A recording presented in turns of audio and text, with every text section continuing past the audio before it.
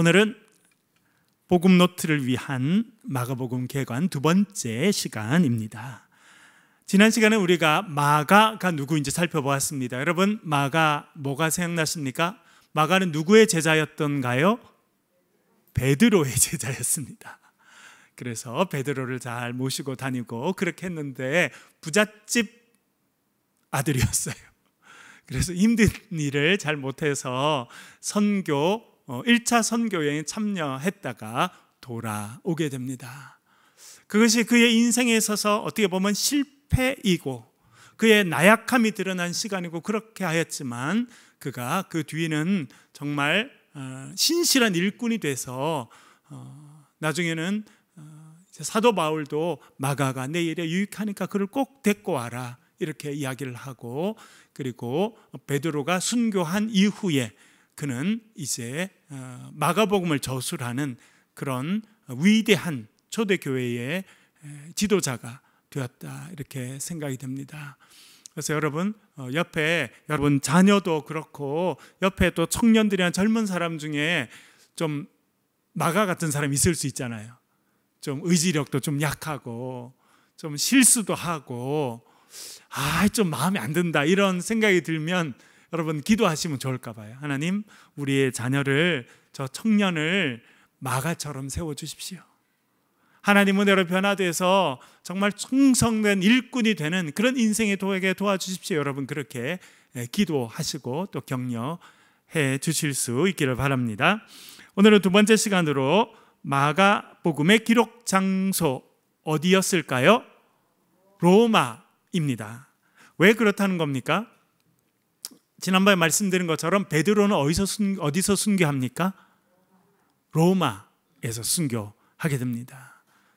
여러분 잘 아신 대로 쿼바디스라는 그 영화에 보면 이제 베드로가 그 당시 세계 중심이라고 했던 로마에서 복음을 전했었는데 네로 황제 이후로 또 네로 황제가 이제 64년에 대화재가 있게 되는데 그 원인을 기독교인들이 불을 낸 거다 이렇게 희생양을 삼게 됩니다. 그래서 대대적인 박해가 있게 되었고요.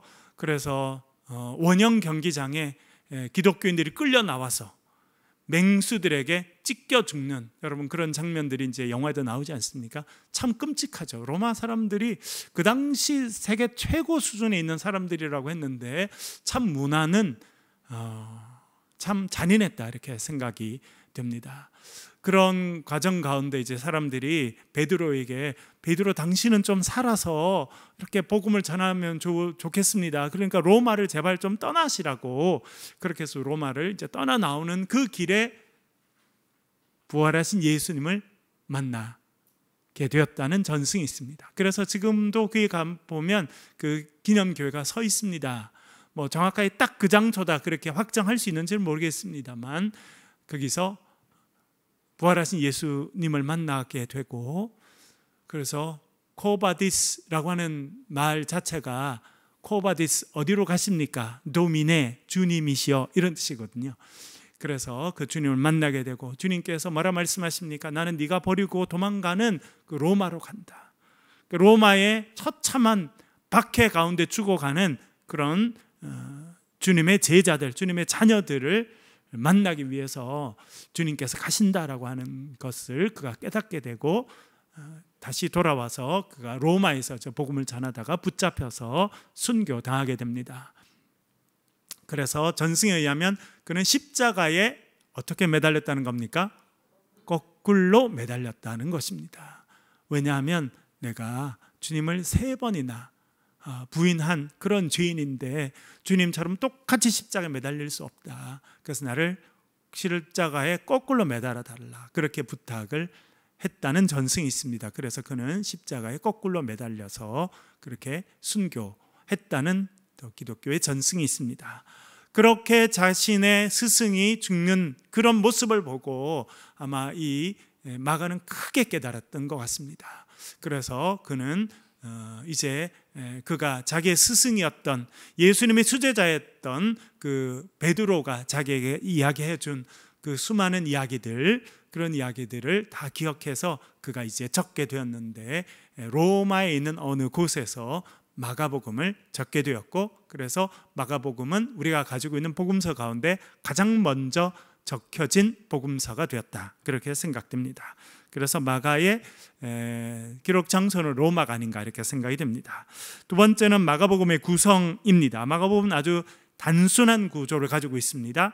두 개 부분으로 나눠져 있는데, 첫 번째 1장부터 10장까지는 예수님께서 갈릴리와 갈릴리 주변에서 하신 사역 이야기가 적혀져 있습니다. 그리고 10장 제일 마지막에는 예수님께서 이제 여리고 성을 지나가시죠. 그래서 여리고 성 앞에 길거리에서 구걸하고 있었던 소경 거지를 만나게 됩니다. 이름이 무엇입니까? 바디메오.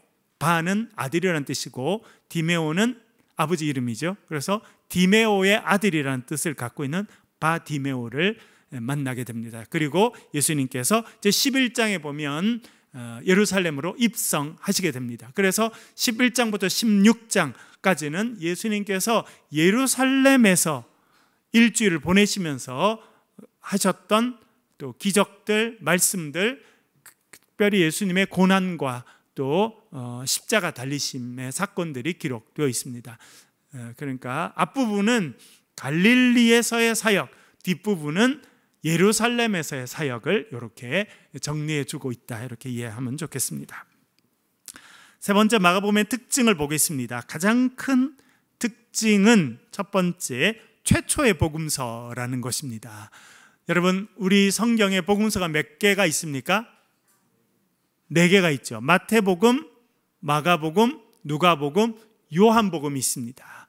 그래서 마태복음이 제일 먼저 있으니까 제일 먼저 쓰여진 것이 아니냐 그렇게 할 수도 있습니다만, 학자들이 자세히 이렇게 살펴보니까 제일 먼저 적혀진 복음서는 마가복음이라는 것입니다. 그래서 베드로가 죽고 난 다음에 베드로의 제자였던 마가가 앉아서 자신의 스승이 이야기해 줬던 그 이야기들, 그런 것들을 생생하게 다 적은 것이 마가복음입니다. 마가복음은 아마 60년대 후반쯤에 70년 되기 전에 이때쯤 적혀졌고, 특별히 이제 마가복음 13장 같은 데 보면 종말에 대한 이야기가 나옵니다. 작은 묵시록이라고 불려지는 것이 13장인데, 거기에 보면 이제 여러 가지 비유들이 이제 나오게 되는데, 독수리에 대한 이야기도 나오고 뭐 이런 이야기를 봐서, 독수리는 사실은 그 당시는 로마 군대의 상징이 독수리였습니다. 그래서 그런 이야기들을 봐서 아마 66년부터 이제 이스라엘 땅에서 이스라엘 사람들이 로마 정부에 대항하는 전쟁이 있게 됩니다. 66년부터 67년 넘어가면서 한 3년 가까이 전쟁이 있게 되었는데요. 그때 베스파시안이라고 하는 아주 유명한 장군이 와서 그 반란, 이제 로마 입장에서는 유대인들의 반란이죠. 그것을 진압하다가 왕이 죽게 돼서 베스파시안이 가서 황제가 됩니다.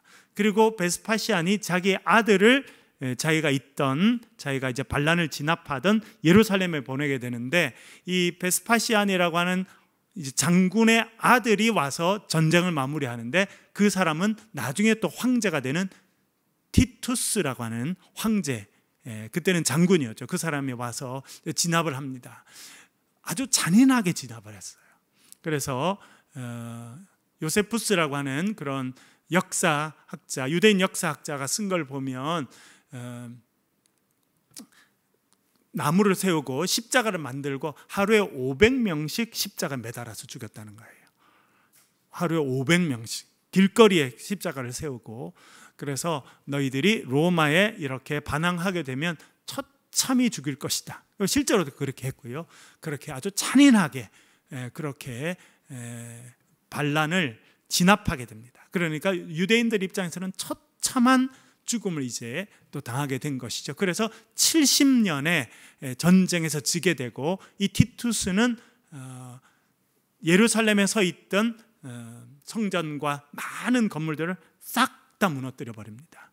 그래서 예수님께서 예루살렘아 예루살렘아 이렇게 눈물 흘리시면서 하셨던 그 예언들이 돌 하나도 돌 위에 남지 않을 것이다 하는 예언들이 이제 이루어지는 일은 70년에 이제 있게 됩니다. 그래서 그런 아주 혼란을 겪고 처참한 어려움을 겪는 그런 모습들이 마가복음 13장에 좀 적혀져 있다 이렇게 생각이 듭니다. 물론 말씀드린 것처럼 그것을 직접 경험한 지는 않았던 것으로 생각됩니다. 마가는 왜냐하면 로마에 있었기 때문에.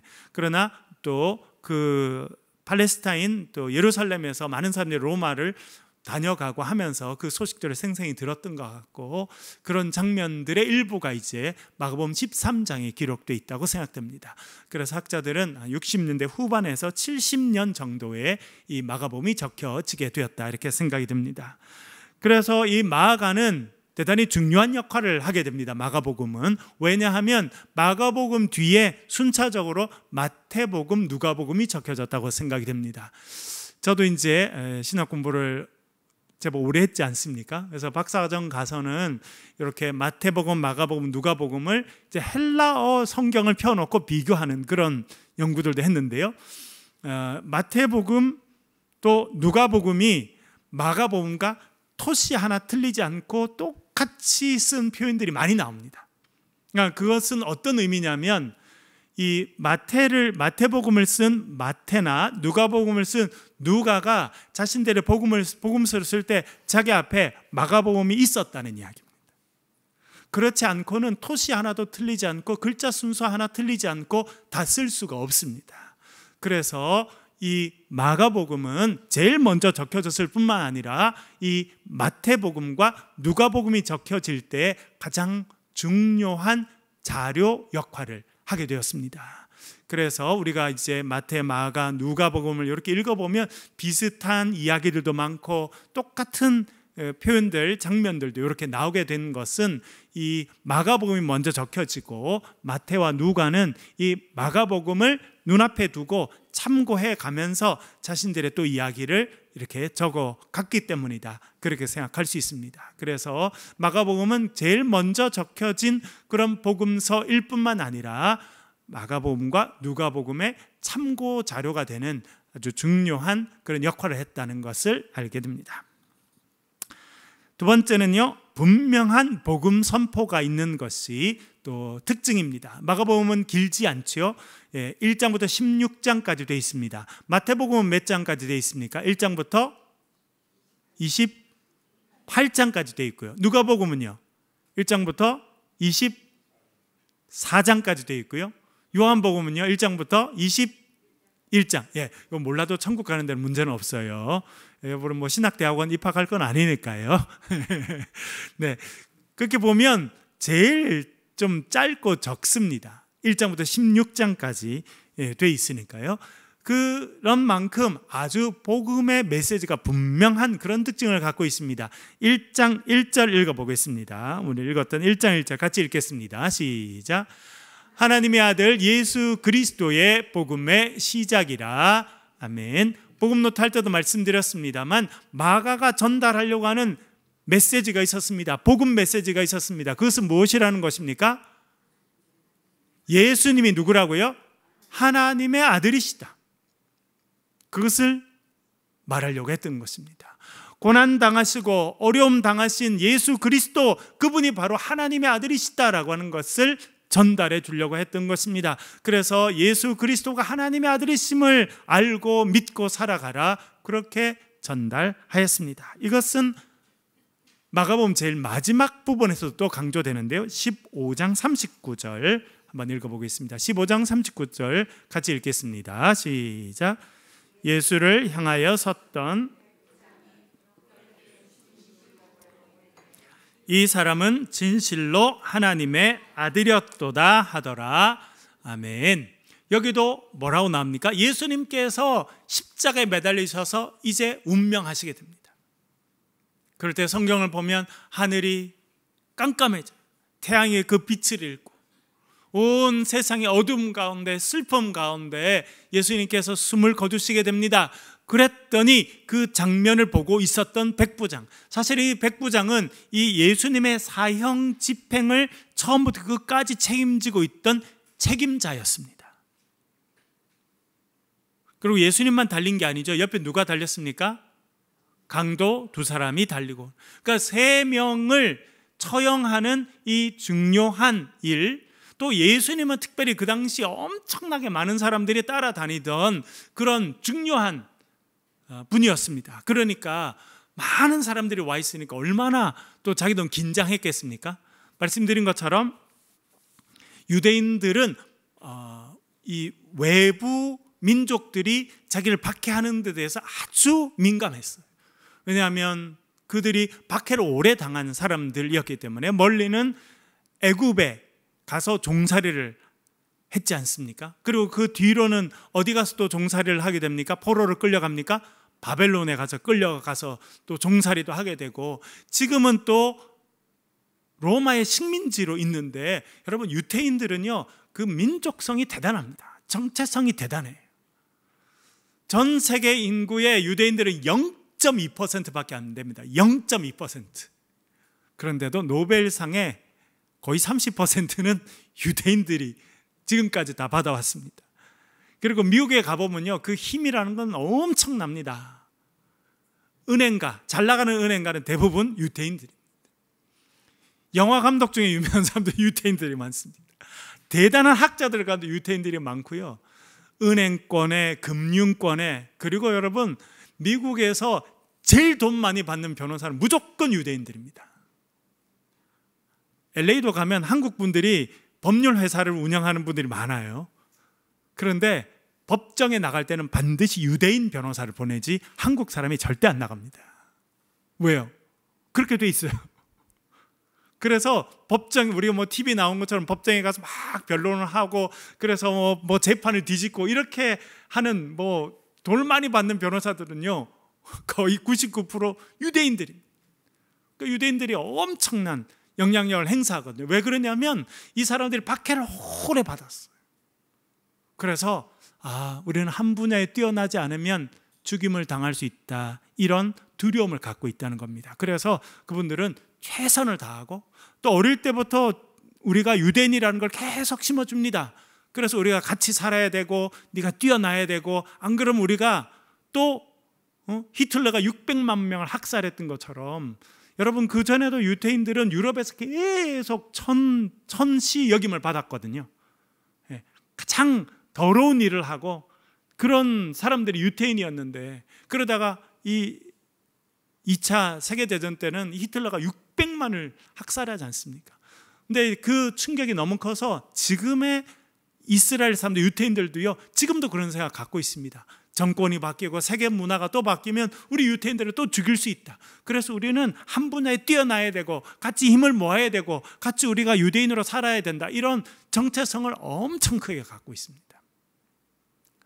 그러니까 이 사람들은 누가 자기들을 지배하려고 하고 힘들게 하려고 하면 목숨을 걸고 이렇게 싸우는 그런 일들을 하는 사람이었다, 그렇게 생각이 됩니다.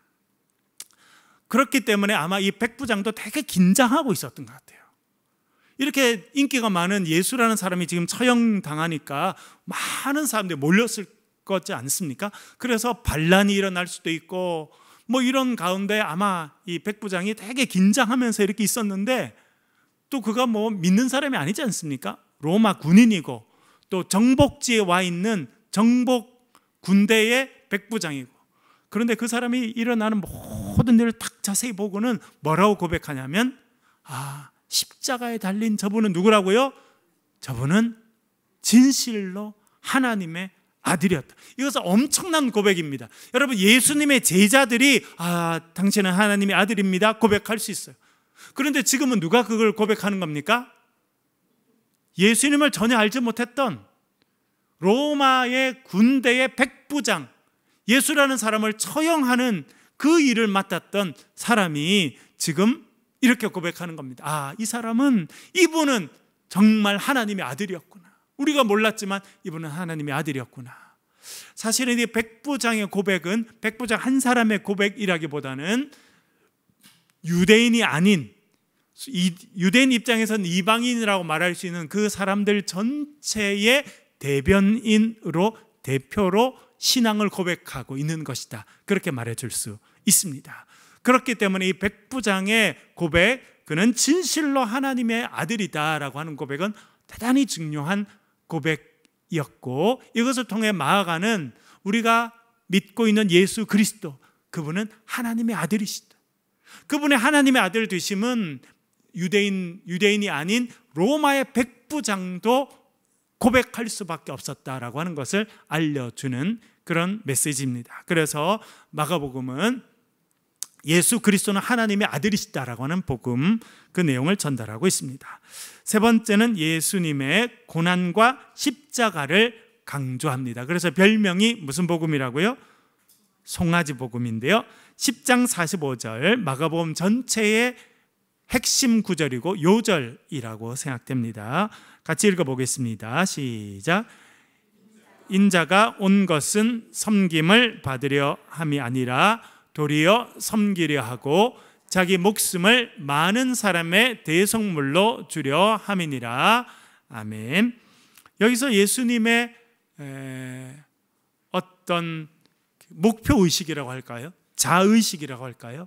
예수님은 내가 왜 이 땅에 왔는지 대단히 분명히 알고 계셨습니다. 그리고 이 땅에서 무엇을 해야 되는지 대단히 분명히 알고 계셨어요. 여러분, 이것이 대단히 중요합니다. 우리 요즘에 젊은이들을 바라보면 젊은이들이 최선을 다하고 열심히 살아가지만 꿈이 없는 사람이 많아요. 뭘 해야 되는지 알지 못할 때가 많고, 그래서 방황할 때가 참 많이 있습니다. 시대가 참 잘 살게 되고 직업이 다양해지고 해서 직업을 갖는 것도 쉽고 공부하는 것도 쉬워 보이지만 실제로 그렇지 않다는 겁니다. 그래서 인생의 목표를, 방향을 뚜렷이 갖는 건 대단히 중요한데요, 예수님은 오셔서 하실 일이 무엇인지 늘 정확하게 알고 계셨어요. 그것이 제일 정확하게 표현되는 것이 금방 읽은 마가복음 10장 45절입니다. 인자가 온 것은, 인자 무슨 뜻입니까? 인자, 사람의 아들이라는 뜻인데, 우리가 지난번 다니엘서 볼 때 제가 말씀드렸죠. 다니엘의 인자라고 하는 표현이 나옵니다. 그리고 에스겔에 보니까 하나님이 에스겔을 뭐라 불러요? 인자야, 이렇게 부르시죠.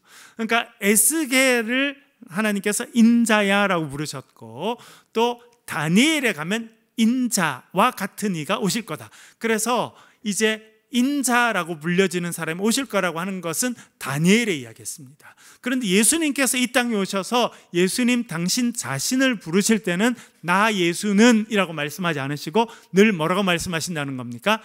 인자는 이라고 이야기합니다. Huios to anthropo라고 하는 헬라어로 사용하는데요, Son of Man, 사람의 아들이다, 그런 뜻을 갖고 있습니다. 예수님은 늘 이렇게 말씀하셨어요. 인자가 온 것은 섬김을 받으려 함이 아니라 도리어 섬기려 하고 자기 목숨을 많은 사람들의 대속물로 주려 함이라, 이렇게 말씀하십니다. 제일 중요한 단어가 있는데 그것은 대속물이라는 단어입니다. 어떤 뜻입니까? 대속물, 어떤 뜻입니까?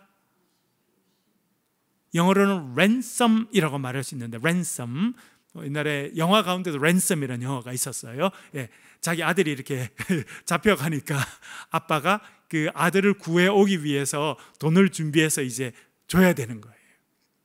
예, 뭐 테이큰이라는 영화도 있었어요. 딸이 잡혀갔어요. 딸이, 미국에 있던 딸이 유럽에 놀러 갔다가 납치가 됐어요. 연락이 왔어요. 아빠 보고 딸을 구하고 싶거든, 얼마만큼의 돈을 준비해 와라. 이렇게 준비하는 돈을 대속물이라고 말합니다.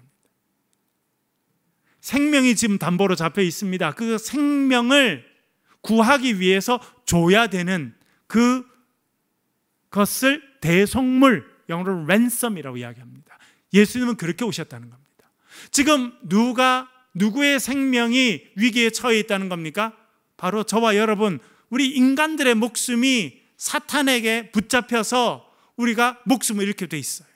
그래서 예수님께서, 하나님께서 대속물을 주시고 우리를 구해 오시게 되는데, 그렇게 우리를 구원하기 위해서 주시는 대속물로 오신 분이 누구라는 겁니까? 예수님이시다, 그렇게 말해주고 있습니다. 그래서 예수님은 우리의 생명을 사주시는 분, 우리의 죄를 씻어주시는 분, 우리의 죄값을 대신 치러주시는 분, 우리의 목숨값을 대신 치러주신 분, 그래서 십자가에서 우리 위해서 대신 목숨을 내놓으신 분, 그래서 우리를 구원해 주신 분이시다. 그래서 우리의 구원자가 되시는 분이시다. 성경이 알려주고 있습니다. 네 번째는요, 길을 강조합니다. 길. 마가복음 1장 2절 읽어보겠습니다. 마가복음 1장 2절 같이 읽겠습니다. 시작. 선지자 이사야의 글에 보라, 내가 내 사자를 내 앞에 보내노니 그가 내 길을 준비하리라. 아멘. 예수님께서 오시기 전에 하나님께서 사자, 일꾼이죠. 천사라고 번역할 수도 있고 사자라고 번역할 수도 있고 메신저, 심부름꾼이라고도 번역할 수 있는 단어인데요, 그 사람을 먼저 보내주십니다. 그 사람이 누구입니까? 세례 요한이에요. 세례 요한이 와서 한 일은 무엇입니까? 길 닦는 일을 했어요. 길 닦는 일. 누가 오실 길을 준비했다는 겁니까? 예수님이 오시는 길입니다. 그런데 이사야의 말씀이라 그렇게 이야기하죠.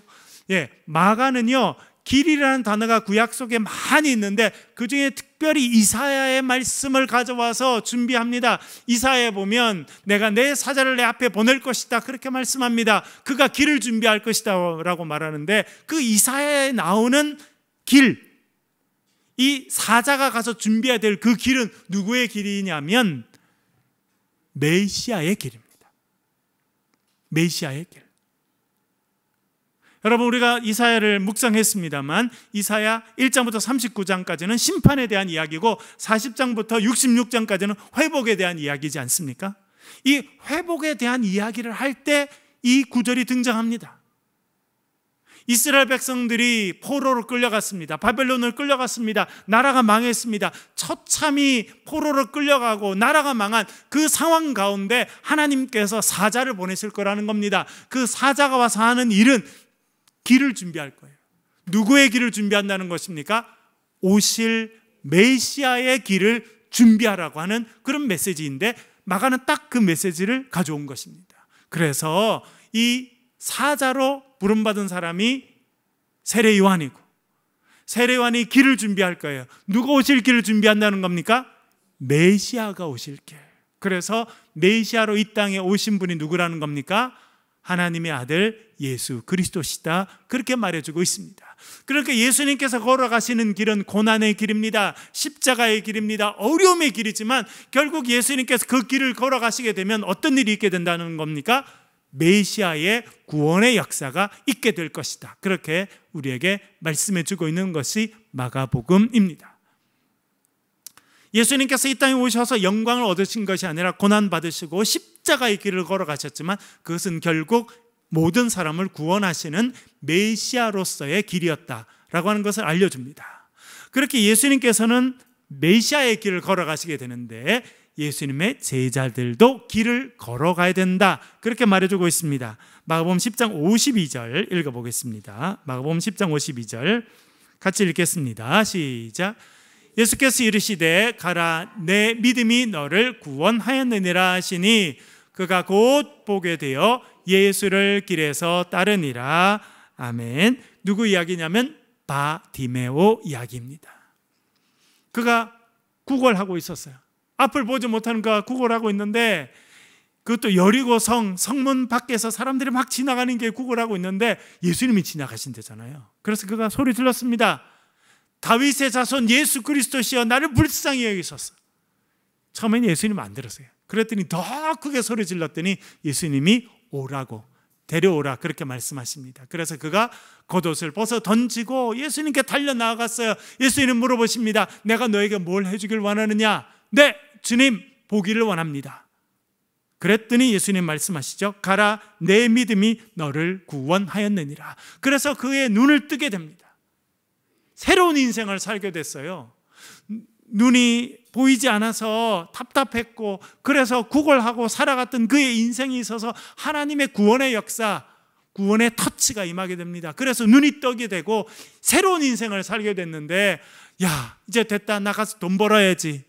야, 이제 가서 나 가족들이랑 편하게 살아야지. 그렇게 하지 않고 어떻게 했다고 이야기합니까? 그가 길에서 예수를 따라갔다는 거예요.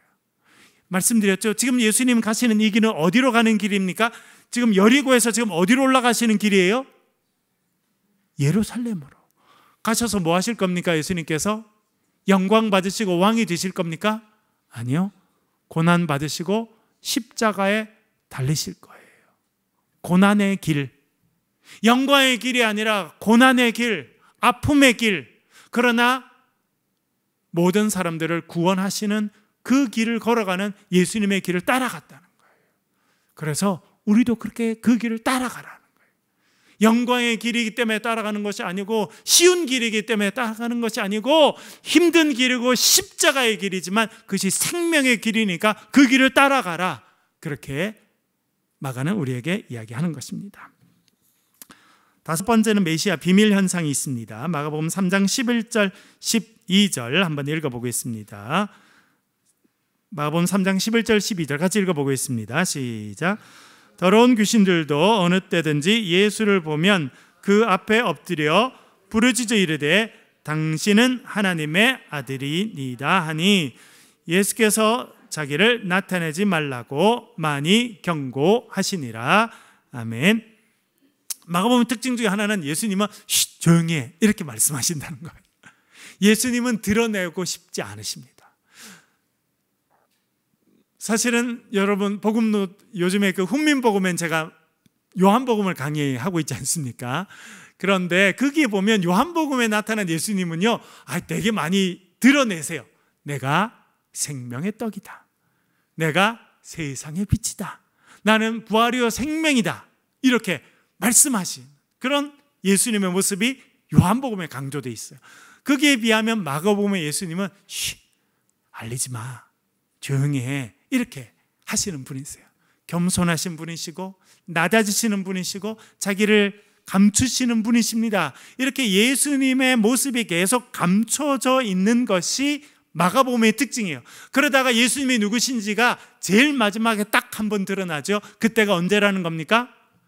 십자가에서 백부장이 그는 진실로 하나님의 아들이었다라고 할 때 예수님이 누구신지가 드러납니다. 그러나 마가복음은 그전에는 예수님의 모습은 계속 감춰져 있습니다. 그래서 그것을 메시아 비밀이라 그렇게 말합니다.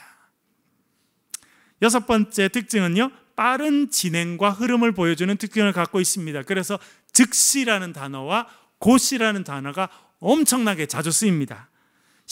4장 15절 읽어보겠습니다. 마가복음 4장 15절 같이 읽겠습니다. 시작.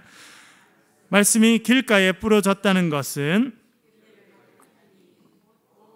말씀을 들었을 때에 사탄이 즉시 와서 그에게 뿌려진 말씀을 빼앗는 것이요. 아멘. 여기도 보면 곧 말씀을 들을 때 사탄이 즉시 와서 이렇게 곧, 즉시 이런 단어를 계속 쓰죠. 그래서 흐름이 되게 빠릅니다. 영화를 보면 이 마가복음은요 한 1.2배 내지 1.3배쯤으로 돌려보는 영화나 마찬가지. 흐름이 빨라요. 그것이 특징입니다. 이렇게 빨리 진행되는 그런 특징을 갖고 있습니다. 그러니까 느릿느릿하고 천천히 여유 있는 그런 이야기 전개가 아니라 이야기가 빨리 진행된다는 것입니다. 그것이 특징이고요. 일곱 번째는 말씀보다는 행동이 강조되는 것이 마가의 특징입니다. 마가복음 4장 37절 39절 연달아 읽어보겠습니다. 시작. 큰 광풍이 일어나며 물결이 배에 부딪혀 들어와 배에 가득하게 되었더라. 예수께서 깨어 바람을 꾸짖으시며 바다 들어 이르시되 잠잠하라 고요하라 하시니 바람이 그치고 아주 잔잔하여지더라. 아멘. 말씀드린 것처럼 예수님께서 비밀, 메시아 비밀, 조용히 해, 그렇게 해서 본인을 나타내지 않는 것이 마가의 특징인데 특별히 요한과 비교하면 더 그렇다 그랬죠. 그런데 여기서 지금 말씀보다는 행동을 더 강조하는 것이 마가의 특징인데 이것은 마태복음과 비교해보면 더더욱 그렇습니다. 마태복음 5장, 6장, 7장을 뭐라 부릅니까? 복 있는 자는 마음이 가난한 자, 심령이 가난한 자는 복이 있나니 천국이 저희 것이며, 5장부터 이렇게 쭉 시작하는 5장, 6장, 7장을 산상보훈, 산상설교라고 말합니다. 그러니까 예수님은 5장부터 7장까지는 계속 말씀하시는 분이에요. 또 10장에 가면 있고요, 또 13장에도 있고, 또 25장에도 있고, 하여튼 이 마태는요, 예수님의 말씀을 많이 모아놔서 이 마태복음을 쭉 읽어보면 예수님께서 참 설교를 많이 하셨구나 하는 걸 알게 됩니다. 마태는 말씀을 많이 모아놓는 특징이에요. 그런데 마가는요, 그렇게 말씀을 모아놓는 게 없습니다. 예수님은 말씀은 적게 하시고 행동을 많이 하시는 분이시다라고 하는 모습이 강조되는 것이 마가복음입니다. 그래서 여기다 보면 광풍이 일어나니까 예수님께서 광풍을, 바다를 꾸짖으시고 잠잠하라 말씀하시고 바다를 잠잠하게 하시는, 그러니까 행동으로 보여주시고, 또 우리가 1장에다 보니까 회당에서 가르칠 때 예수님께서 권위 있는 말씀을 가르치니까 누가 툭 튀어나왔어요? 귀신 들린 사람이, 그렇죠? 그랬더니 귀신을 꾸짖으셔서 또 쫓아내시고, 그 다음에 2장에 보니까 중풍병자의 친구들이 중풍병자를 데리고 오니까 중풍병자는 치료해 주시고, 그래서 이렇게 마가복음은 예수님께서 길게 설명하시고 하시기보다는 행동을 보여주시는 모습들이 좀 더 강조된다, 적어도 마태복음에 비해서는 그런 특징을 갖고 있다, 그렇게 이해해 볼 수 있겠습니다. 여러분, 이번 사순절 기간에는 우리가 마가복음, 제일 먼저 쓰여진 복음서를 묵상하고 있습니다. 이 복음서, 이 마가복음 묵상을 통해서 하나님의 아들이신 예수 그리스도, 오셔서 우리의 인생의 문제를 해결하시는 그 예수 그리스도를 경험하는 은혜가 있기를 주의 이름으로 간절히 축원합니다.